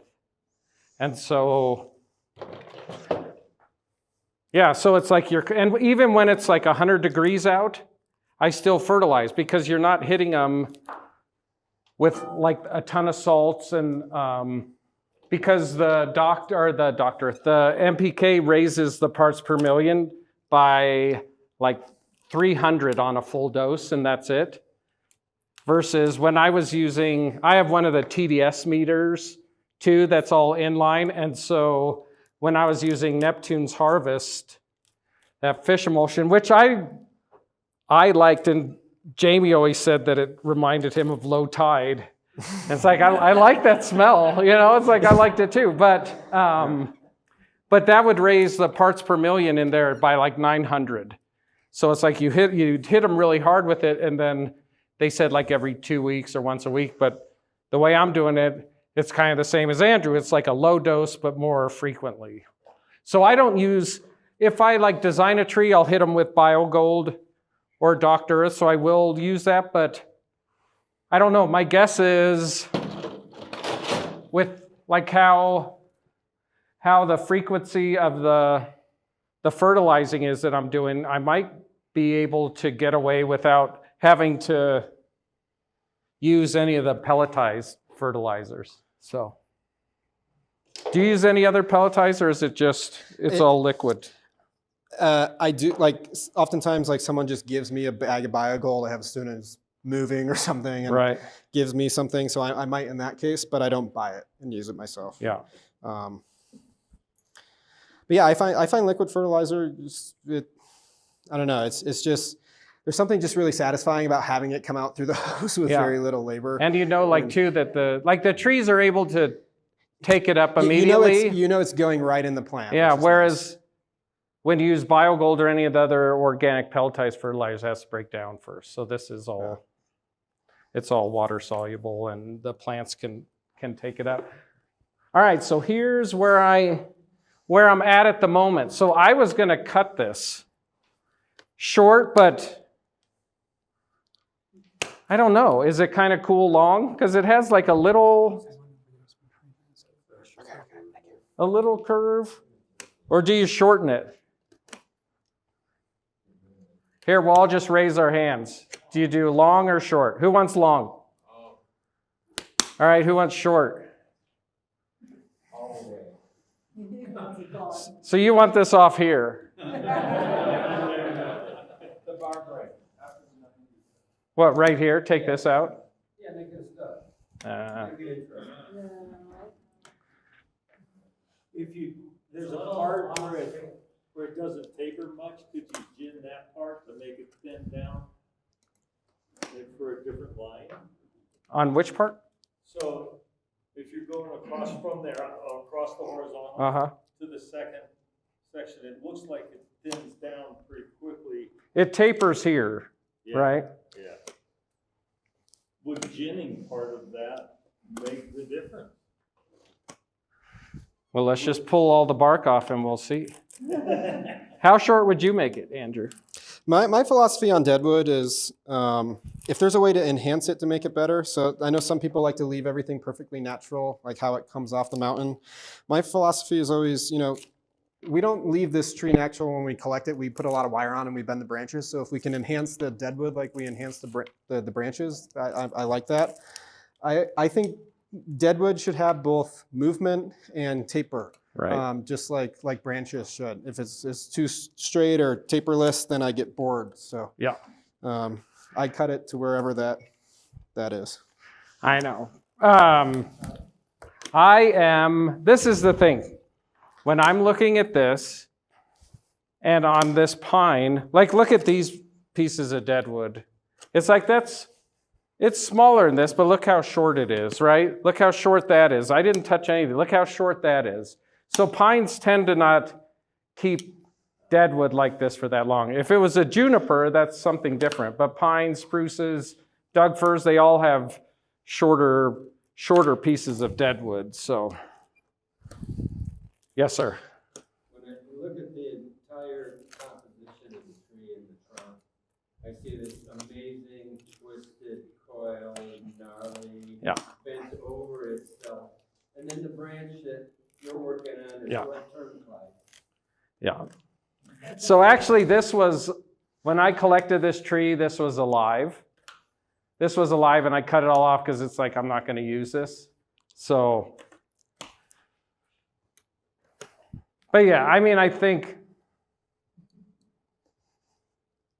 The longer I look at it, I think it should be shorter. no, it should. It should. It's a good topic of conversation. But whenever I'm making deadwood on something or looking to see, it's like I'm always looking at what are the other pieces of deadwood that the tree has that I can reference. Two, this piece of deadwood, like this all looks old, right? This looks very young.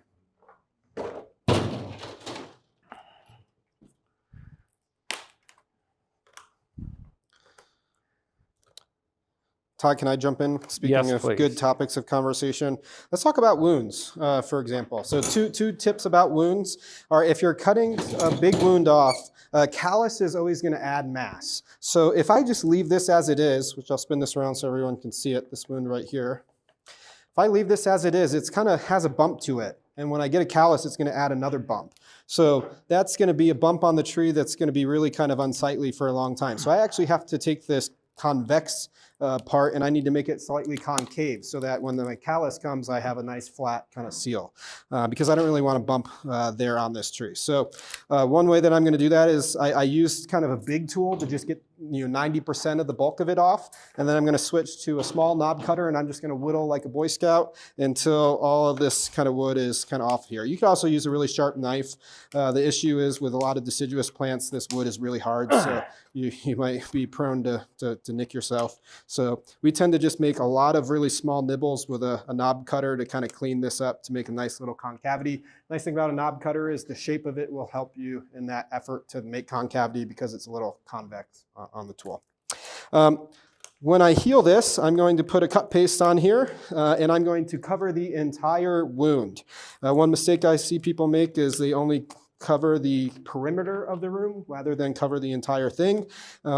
The cut paste that we're going to use is called kirikuchi. Kirikuchi is a olive green colored liquid cut paste. I like that a lot because it's, a lot of cut paste that you buy is just basically Elmer's glue with some food coloring in it. Kirikuchi has a growth hormone in it, probably gibberellic acid, that will really help close that callus fast. I probably have more big wounds in my yard than most people do, just working with a lot of nursery stock and big cuts on deciduous plants. And I've used all 10 cut pastes that exist in the bonsai world, and the Kirikuchi beats all of those by a mile. So if you want to heal wounds fast, if you've ever tried healing a wound on a ginkgo or wisteria, people say they won't heal. I've healed wounds on a ginkgo this size with Kirikuchi, and it's kind of a really, really good product. You can, you're already asking or thinking, where do you get Kirikuchi? I get it from Jonas at Bonsai Tonight. He's a good kind of source for something like that. But on something kind of big like this, if we want to heal this up fast, I recommend using that cut paste because that's going to kind of heal this wound at 100 miles an hour rather than maybe 20 miles an hour with another cut paste. The other thing about wounds is oftentimes that wound will close about 1/3 of the way and that callus will just stall. And when you have that happen, a way to jumpstart that callus and get it kind of moving again is to, this time of year during the growing season, take a metal pick, rub that pick around the inside perimeter of where that callus stopped growing, create just a little ring of green all the way around, squirt on more of that Kirikuchi, and that will jumpstart that callus and get it healing again. Often a big wound like this might need 2 to 3 kind of reagitations to get it to close fully, but you can get it to close pretty fast. We might do that once or twice a growing season to really help get it to heal. So that's just a little bit about wounds. And again, the reason that I'm cutting this wound flush is because this thing that's coming off of this wound is pretty substantial in size, so the tree can support and heal this wound. If this was a little tiny branch, I would have left a 1 or 2 inch stub and waited for this little tiny branch to be about half the diameter of where that wound is to cut it back. So any questions about healing or working on wounds? Yeah. When you reactivate it with the metal sticker on the edge, do you also put the Deciduous back on there? Yes, I put fresh cut paste back on, especially on that little green part that I exposed. I put that on. And the reason that we want cut paste over this entire thing is I have repaired so many trees that someone did not put cut paste on. Water rotted down the center core of the trunk, and I've had to fill it with cement and then heal it back over. So it's a pain in the butt to do that. Don't make me do that ever again. Heal your wounds, put cut paste over the entire thing, especially that cutie coochie. That will help a lot. Other questions or any random questions while we kind of wrap up here? I did a kind of a rough set on most of these branches. So I kind of used my white wall, which is a really, really good tool for styling and having a silhouette. Really, really good tool for bending branches that have wire. Even better would be if I was at home in my studio, I would take a photo of this against a clean backdrop. A camera does not lie. So if you take a photo of this from the front, you will see a lot of things that your naked eye might miss. And if you do that enough, you'll kind of train your eye to see what the camera sees, so you can start to really kind of visualize in 2D and 3D at the same time. Yeah, question? Yeah, just to go back to the fertilizer discussion we were talking about. I Mhm. remember hearing advice here about fertilizing in fall versus spring. What do you recommend? Is there for like Yeah. I'm for deciduous bonsai, I'm fertilizing starting in spring all the way till fall. So my trees are getting fertilizer every time I water, microdosed from kind of now when they're breaking out with buds, all the way up until 2-3 weeks after the leaves drop off. So with deciduous trees, I'm doing that kind of nonstop. What do you do, Todd? I've been doing the same thing. I've been fertilizing everything, like even ponderosas with that fertilizer that I have. I fertilize. I started May 1st, and then, but with mine, it's like a 745, right, the MPK, and then August 15th, I switched to, there's another product called Bloom that's 31212.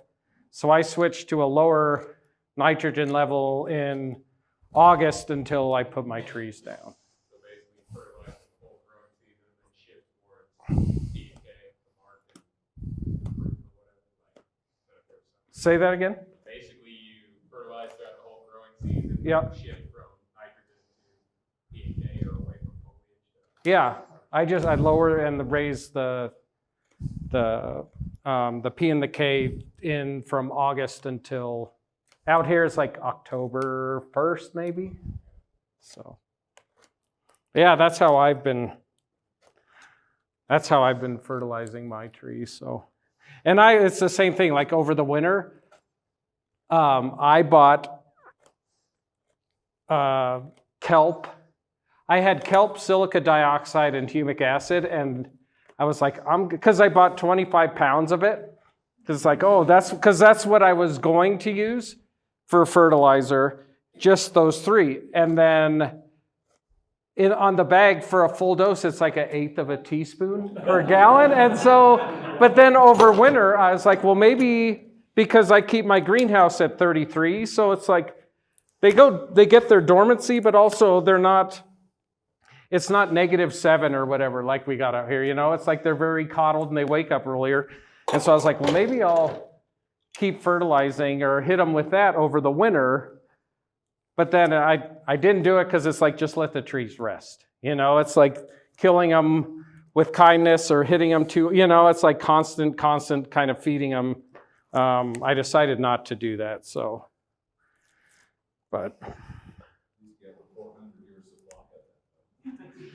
if anyone wants raw humic acid, kelp, or silica dioxide, In stock and available? I have plenty for a great price. So, any questions while we kind of wrap up tonight, doing what we're doing? I think we're coming close to our finish time. We're just about done with this tree. So next steps for a tree like this, before I answer a couple questions, next steps for this tree is Todd's going to get the wire off of it in 6 to 8 weeks. It's in my calendar. And those branches will set, especially on a cedar elm. Sometimes when we wire a deciduous tree and we unwrap the wire, the movement of the branch will set, but as it grows new material, the gravity might pull down the location, so you might need to use a guy wire or something to fix it back to whatever location it was currently in. But on this tree, I'm fairly confident these are all going to stay exactly where they are when Todd unwraps this in 6 to 8 weeks. Next steps are on this tree, because we just did a big wiring on it, I'd recommend doing a lot more scissor work. We just did a lot of our Morse code dashes, so now we need to get some dots going on this tree to build in some more variety.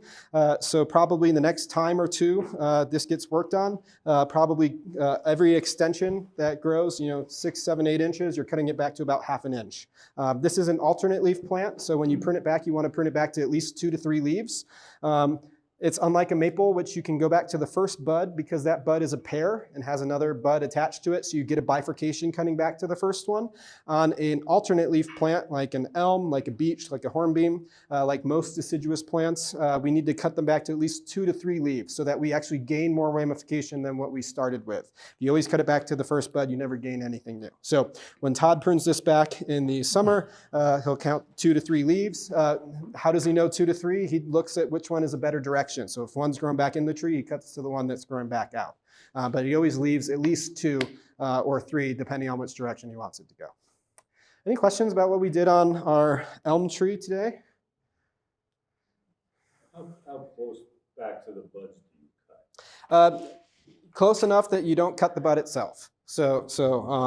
In between the buds, we call that space an internode, and you can cut anywhere in the internode because that internode will just die back to where the bud is forming. So we leave our tool a little bit away from the bud so we don't risk cutting that bud. Any other questions? All right, yeah. I'm just curious about your personal garden, what kind of percentage breakdown you have of like potentially show-ready trees versus in development versus just like seedlings. Yeah, if you come visit Rakuyo, probably 10% of my garden, I built my garden 6 years ago, probably 10% of my garden came in as something that looked or resembled a bonsai. The other 90% looked like what this looked like at the point of collection, like just stumps. It's come a long way. I'd say a lot of my trees are kind of more intermediate looking right now, but I have maybe 30 to 50 trees that could go to the expo, and maybe another 150 trees that are 10 years away from that. So, other questions? Yeah. When you look at a deciduous like this with a lot of pruning wiring, can you put it directly back into the sun, or do you need to do more? Good question. Because this is springtime, this tree can go right back into the full sun. If this was the middle of summer when we did this, let's say we defoliated this tree and we did this work, and defoliation is a great time to wire. Branches are the most flexible kind of midway through the growing season. If this was June or July and we defoliated this and wired this, this would definitely have to go under 50% shade cloth, maybe even like shade cloth area that gets a little extra shade too. And then you can kind of ease it back out. But I recommend in the summertime, your deciduous trees are always in 50% sun regardless, or 50% shade cloth, or the equivalent of that if you don't have shade cloth is morning sun, afternoon shade. But if you don't have shade cloth, if you have morning sun, afternoon shade, this goes into full shade for 2 weeks, and then it gets kind of eased back out into the morning sun. So, yeah, last question. It's not a question. Okay. Just before this grading. Yeah. But if you brought a tree in for the nursery stock challenge and it's back here, we'd like to get a picture and maybe have you tell a few of us about it. So thank you for bringing them in. And, Yeah. we'll do it right after. And the raffle, I think, is wrapping up, right? Are you done? All right. I'll pass it off to Todd to finish up talking about that tree, and then we'll have some closing. Yeah, so I shortened this, which I think is better. So nonetheless, so I cut the needles on these so you can kind of really see what the silhouette is like. So the interesting thing, like this, if you come up and look, it's like this is all very nice and flows back, but then, or flows down, but then here's like my back, it's pretty wide, right? And so maybe eventually, I don't know if this is how it is, or maybe over time could like this branch fill in and come down, or maybe this fills in. But all I'm doing, it's like it's back there pretty far, but I also, like if I wanted to get this in really tight, I could bring it up and down and back, and then it has all these S shapes in it, and I didn't really want to do it. But if you look in here, from there, this whole back branch, like as wide as it is, but this is like a little peekaboo here. You have that there. You can kind of catch this in here. This kind of blocks this area here, and so does this. So like I'm using this back branches, like where do I need like white space and where do I not, you know? So it's just trying to keep your eye in here and not having a big open area where you just kind of look through and you just kind of go on forever. So, but with that, it's like, what kind of pot would you put this in? So we won't say slabs because our Rocky Mountain species all look great on slabs, but so we'll just throw that out. No, yeah, I know it's kind of tough, huh? I was wondering if this is the front. I don't know, if you had like a crescent or something, like a big, like a container that had like a kind of a crescent that came back in here maybe, that would kind of frame that in.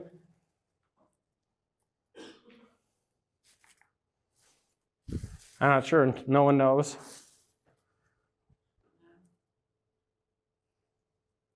Yeah, I don't. The roots look so substantial, it's looking closely. It's really problematic, I would think, that all you've already done is trim them back. It would be or wouldn't? Would be. I mean, we'll see. I have found, for the most part, on these trees that we collect, if you have like really long root pads, the tree will grow roots closer to the base. I had a limber that had, it was like right here's the trunk, had a really long root, so these are kind of those exceptions. And there were a few fine roots under the trunk, but I knew most of the roots were at the base. So I fertilized for 3 years just at the base, hoping like, oh, these will take off. I can pull the tree out. I can turn like this long root into a gin or something. I pull it out, all the roots are there.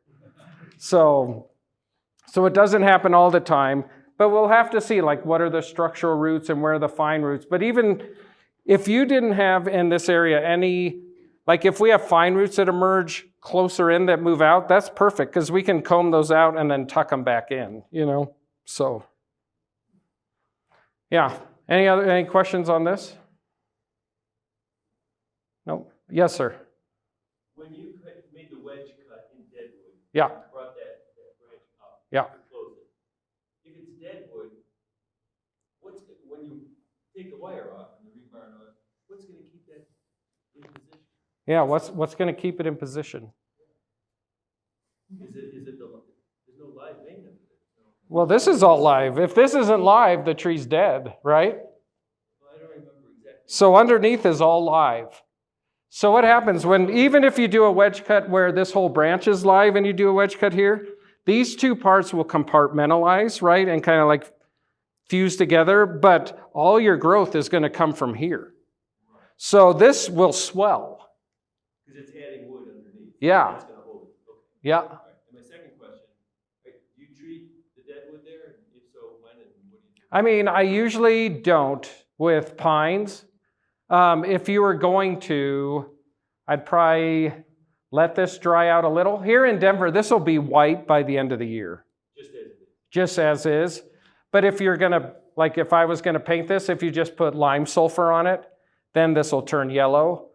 But once this dries out, if you take lime sulfur and you put white watercolor, like a nice grade watercolor paint in it, and then like a drop of black paint and mix it in and then paint it, then it'll get that little gray color. And that's what I do at junipers. You know, like if you have this big exposed piece of deadwood, you can paint that with lime sulfur. But then if you have an area that's new or a branch died and you're taking the bark off, you have to take lime sulfur with that white watercolor and a drop of black, and then you kind of blend it all together. So, yes, sir. How long do you expect to have the rebar and the guide wires on for those things? 2 years. 2 years. So with this, I mean, this is tight. But I have always found with guide wires, once the branch is set, this wire will relax.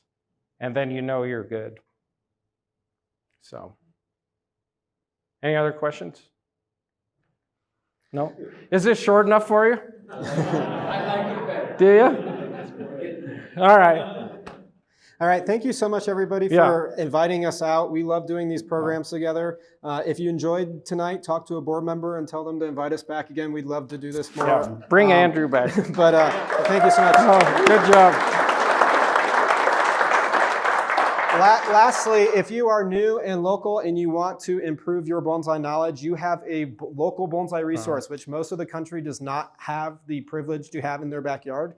So go sign up for a class at Todd's. If you can't afford a class, go volunteer. I'm sure just being in an environment, even just doing dumb things like pulling weeds and being around good trees, you tend to learn a lot. So go sign up for one of his classes. Thank you. You have a really great resource, and we have a lot of fun doing these together. Thank you. So. Yeah. All right. Good night, everyone.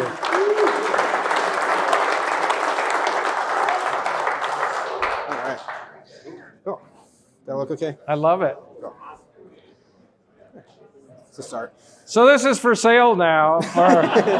No. Here's No, this is the mine. front. That's mine. That's the front. Yeah. Thank you. Yeah, you bet. That was great. It's really fun. I was at your Saturday workshop. Oh, yeah, I remember. With the hornbeat. It was Yeah, really yeah. fun. Thank you. It was a really great workshop. Thank you. This was I know I was incredible. cutting needles. I was like, I bet enjoyed it. that's like, what the hell? Incredible amount. Good. Good.